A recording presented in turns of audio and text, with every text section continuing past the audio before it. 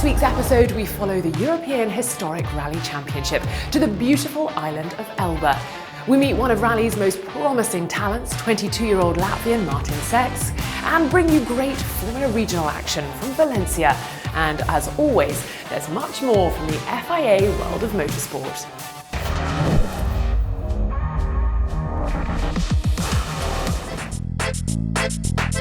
Round 7 of the 2021 FIA European Historic Rally Championship is held in Italy, with the 33rd edition of the Rally Elba Storico being the host event.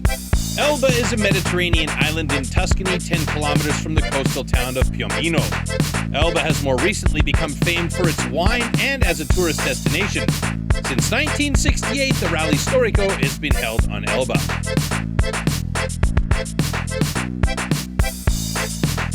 The first special stage of Leg 1 is 7.49 kilometers long and takes place on Thursday evening.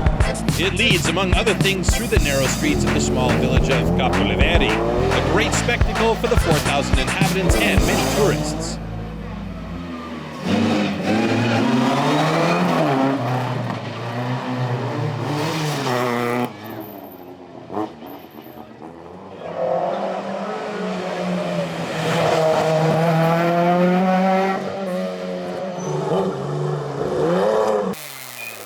Square right, 5 left of a crest, square left. Also square right, 5 left of a crest, square left.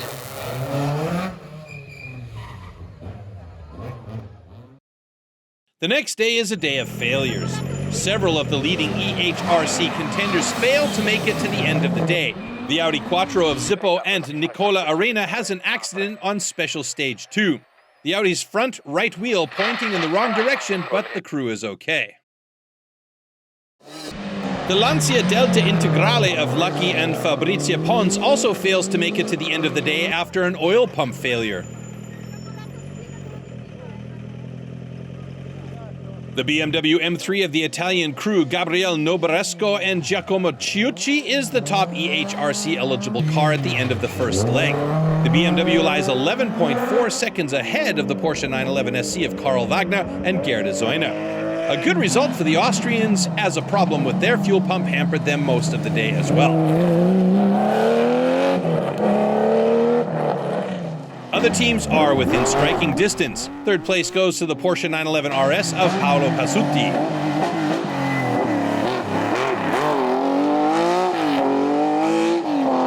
Followed by Ernie and Karen Graham in their Ford Escort RS 1800.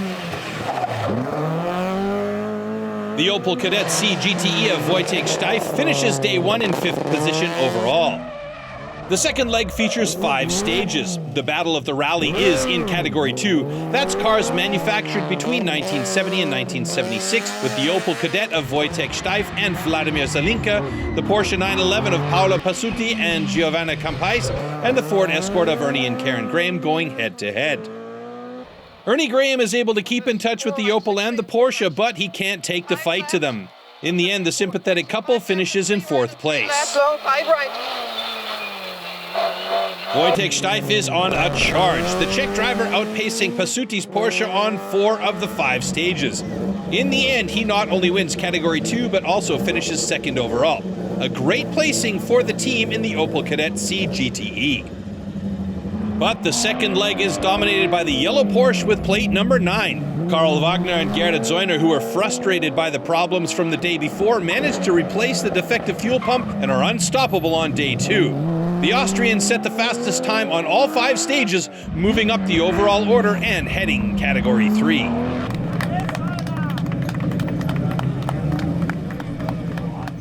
Today it was perfect day. Yes, the car is running like it always did. Mechanics make a great job. Thanks to a friend, we get a new fuel pump. Yeah, now we are happy to be here. The first win of the season for Karl Wagner and Gerd Zoyner. Wojtek Steif in 2nd place and Paolo Pasutti finishes in 3rd.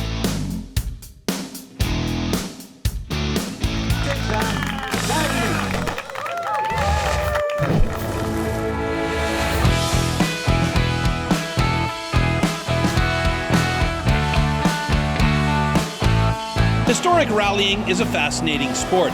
Beautiful old cars with a great past race against each other in iconic locations. But there's one thing that makes historic rally so special, which is the big difference to other racing series: the special relationship between the teams and their cars.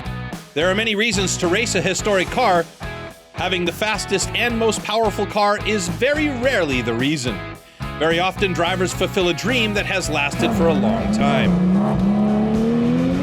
In their yellow Porsche 911 SC, Karl Wagner and Gerda Zeuner are four-time European Historic Rally champions.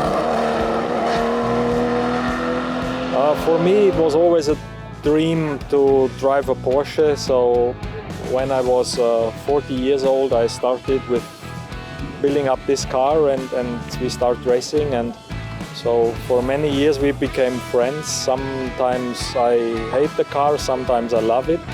Gerda Zeuner is the co-driver at rallies. In her private life, she loves to be behind the wheel of a 911 herself.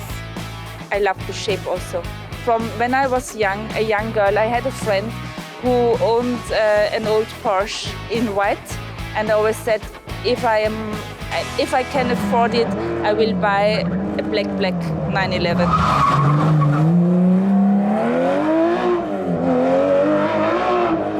Siegfried Meyer's Volvo 244 was built in 1979.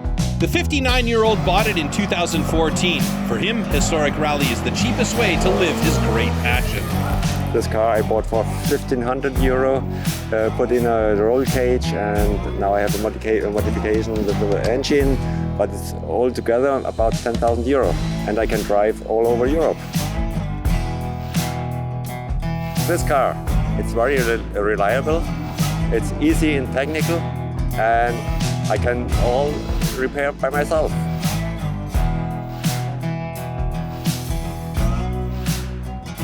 Andrea Zippo Zivian was looking for a challenge, so he chose the Audi Quattro, the iconic German rally car from the 80s, of which only 220 were built. When I started in the historic car in 2011, I want to check to have one car that no one have. Okay, so the Porsche is the majority car in the historic. I check, okay, Audi is not in the historic. Okay, I bought one Audi, and I bought this car in Sweden.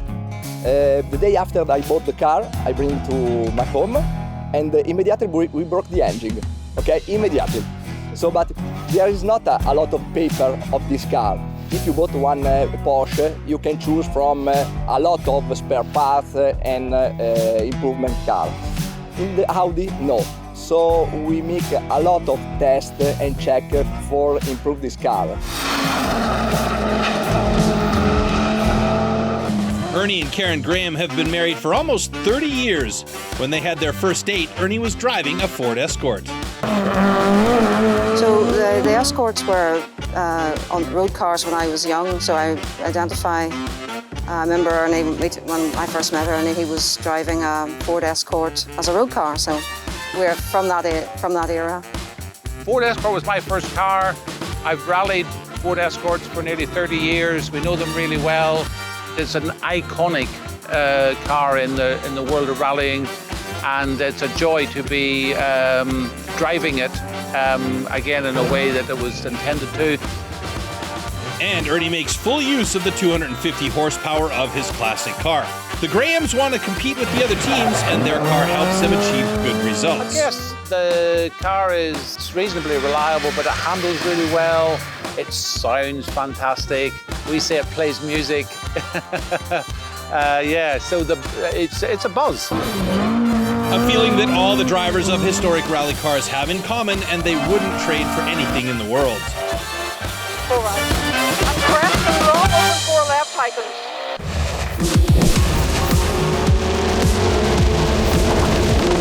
For the 8th round of the Formula Regional European Championship by Alpine, certified by FIA, a constantly rich grade grows even more at the Circuit Ricardo Tormo in Valencia. 34 drivers are ready to race this weekend. In race 1, Franco Colapinto starts from pole position, and by his side is the Spaniard David Vidales. At the start, number 12 Vidales is faster than Colapinto, and he comes close to the Argentinian at the first corner, but manages to overtake him for a moment. However, the MP Motorsport driver is great in reconquering the lead in turn number 2 when the Spaniard goes a little bit wide. Behind the two are rookie Mari Boya and Russian driver Mikhail Belov. While Alex Quinn stays in 6th, Eduardo Barrichello attacks number 35 Pietro Deliguati. Championship leader Gregoire Saucy, starting from the 10th position after having been slowed down during the qualifying due to technical problems, loses a couple of positions and will end up finally in 12th. The two leaders, Colapinto and Vidalis, continue their battle, with the Spaniard pressing and hoping for a mistake by the Argentinian. Boya in 3rd position loses distance and will finally end up more than 3.6 seconds back from the lead, but still conquering a fantastic podium. The second win of the season for the Argentinian, Vidalis comes in 2nd, and the first podium finish for the 17-year-old Boya.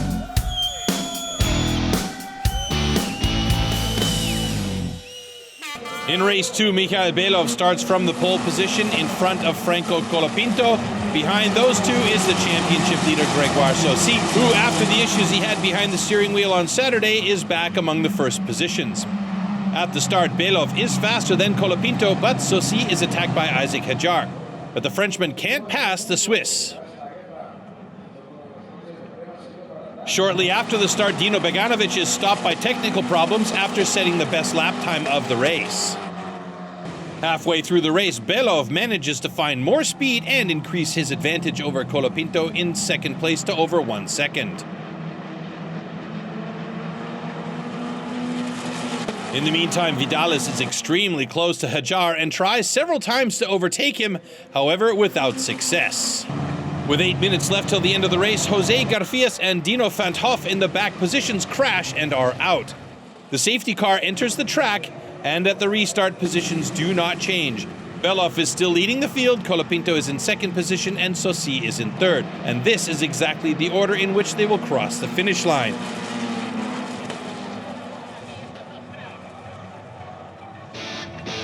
Mikhail Belov with his 2nd win of the season.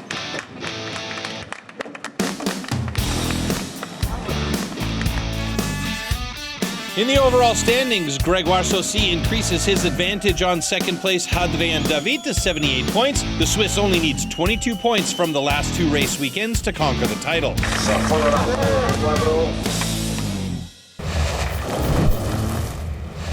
The penultimate round of the FIA European Autocross Championship took place in Maggiore, Italy.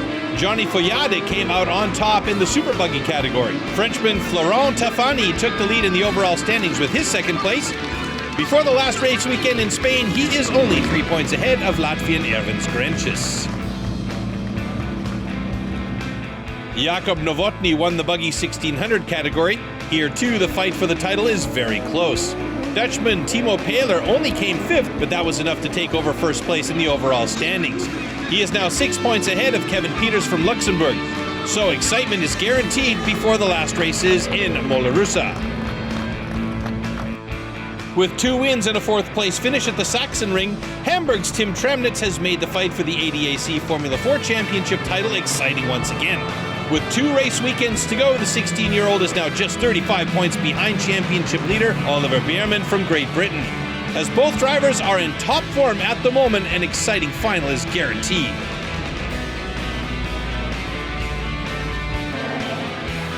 At the penultimate round of this year's FIA European Hill Climb Championship, a top-class field of drivers took on the 5-kilometer-long course in Ilirska Bistrica, Slovenia. In Category 1, Simone Fagioli had a great weekend. With his Norma M20 FC, he was the only driver who stayed under 2 minutes and 5 seconds. In his 2nd run, he even set a new course record and was ultimately able to celebrate the overall victory with a lead of 3 seconds.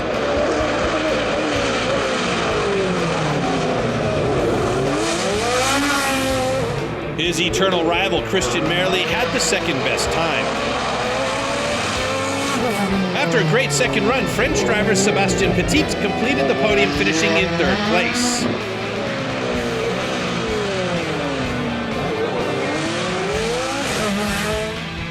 In Category 1, Austrian driver Karl Schagerl in his VW Golf Rally impressed the audience, especially in his 1st run when he surprised the international competitors, setting a new course record for touring cars.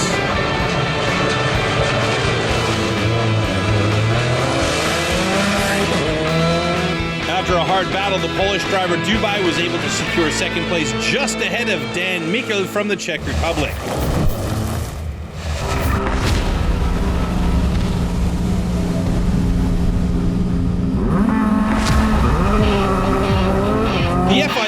European Rally Trophy is the most accessible international rally competition. It's a real opportunity to compete, to learn, and to improve rally skills against strong opponents. Martin Šešks had his big ERT moment in 2018. At just 19 years old, the Latvian won the ERT3 and ERT class for cars that are two-wheel drive. An important intermediate goal on a career path for someone who comes from a rally-mad family. Well, the interesting part is that we are rally drivers in third generation in my family. It all started with my grandfather when he started rallying in 1960s. And then in 1965 he basically organized the first rally in our hometown, FIA. And now it is, I think, one of the best European Rally Championship events there. The next step on the career ladder followed immediately, participating in the Junior World Rally Championships, a big but difficult step. My first year in JWRC wasn't what I expected.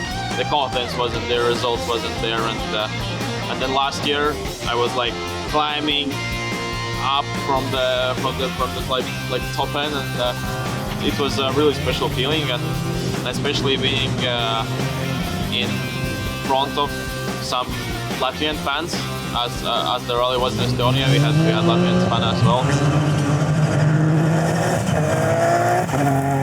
The Rally Estonia 2020 became his coming out party. Martins becomes the first ever Latvian to win the Junior WRC Rally. A great achievement.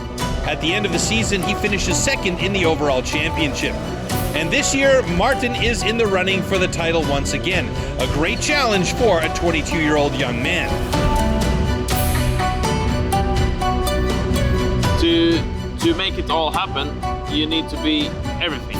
Just literally everything, like mechanic, race driver, mental coach for yourself, and it's really complicated to make it all happen and to happen in the right time. But the guys who are making it and delivering the result, well, they are the world champions someday. With Martins, it's even more complicated. His greatest advantage is also his biggest disadvantage. I really like to analyze things and to understand what I'm doing, but I'm like a little bit on mathematical side. I'm thinking how fast I can go, but and maybe the car will be sliding, how much I need to brake and everything. And maybe sometimes I'm just too busy in my head making calculations on everything. It would be really nice between being like this and a little bit more trusting on myself, on my feelings. If Martins can build up this confidence in himself, then he has a very good chance to become the most successful Latvian rally driver of all time.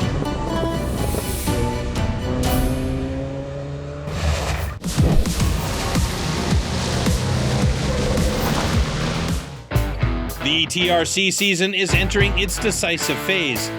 The penultimate race weekend of the season takes place in Jarama, just outside Spain's capital of Madrid.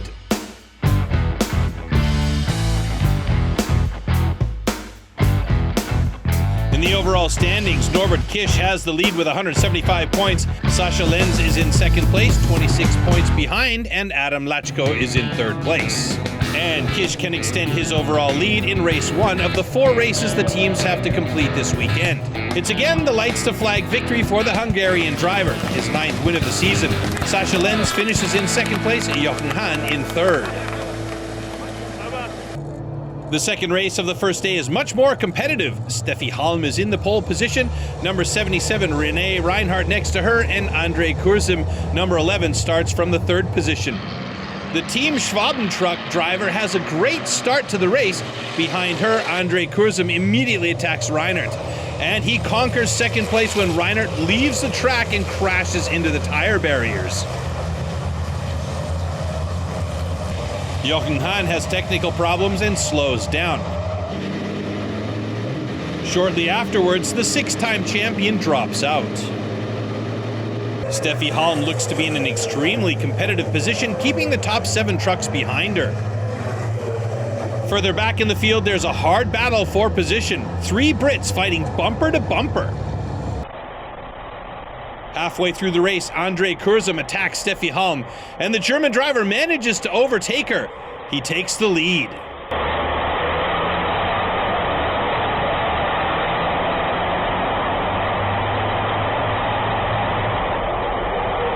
Immediately, the 30-year-old pulls away, while Steffi Halm comes under pressure from Spanish driver Antonio Albacete.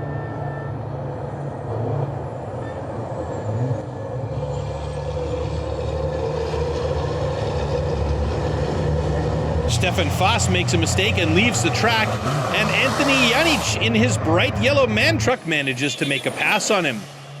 Andre Kurzem wins race 2. Steffi Halm manages to defend her second place. Antonio Albacete comes in third. Andre Kurzem with his third win of the season. Race 3 on the next day is delayed by 2 hours because of oil spilled on the track. The race is started under a yellow flag. After 3 full-course yellow flag laps, Kish leads the field. He and home favorite Antonio Albacete break off from the chasing pack. But it's the battle for third place that keeps the fans on the edge of their seats. Jochen Hahn relentlessly attacking Adam Lachko, but the Czech driver defends his position very well.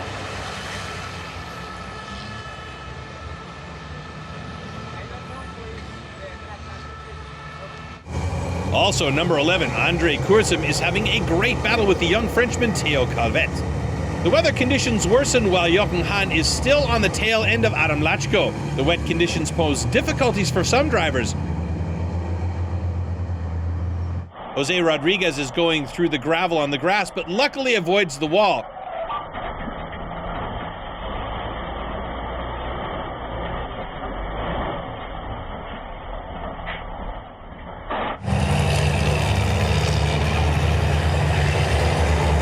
Anthony Janic also leaves the track but makes it back safely.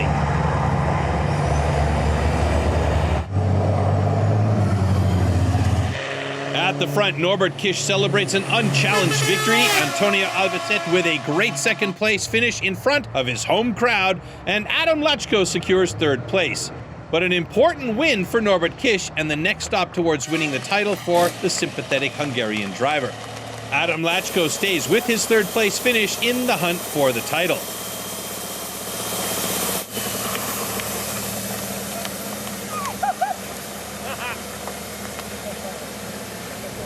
Number 20, Theo Calvet, has the pole position for the last race of the weekend. From the start, Andre Kurzem in the second position is attacked by Steffi Halm. In her truck with the number 44, she manages to overtake him with a great maneuver.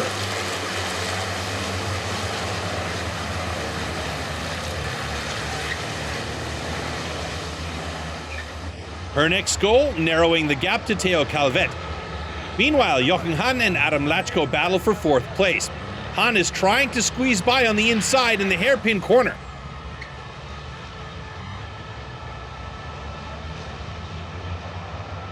At the back of the field, Luke Garrett touches Heinrich Clemens Hecker and spins him around. Anthony Janic has a front row seat to observe the incident.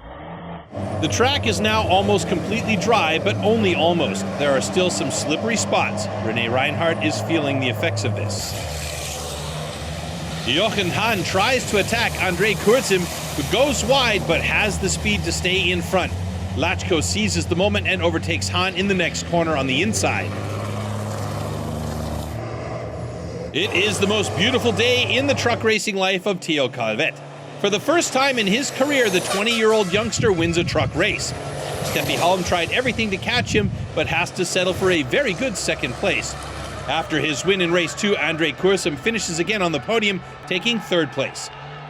Norbert Kish crosses the finish line in fifth place, but that is enough to extend his lead in the overall standings. Before the last race weekend in Misano, he has a comfortable lead of 46 points over second place Sascha Lenz. Adam Lachko is still in third with 179 points.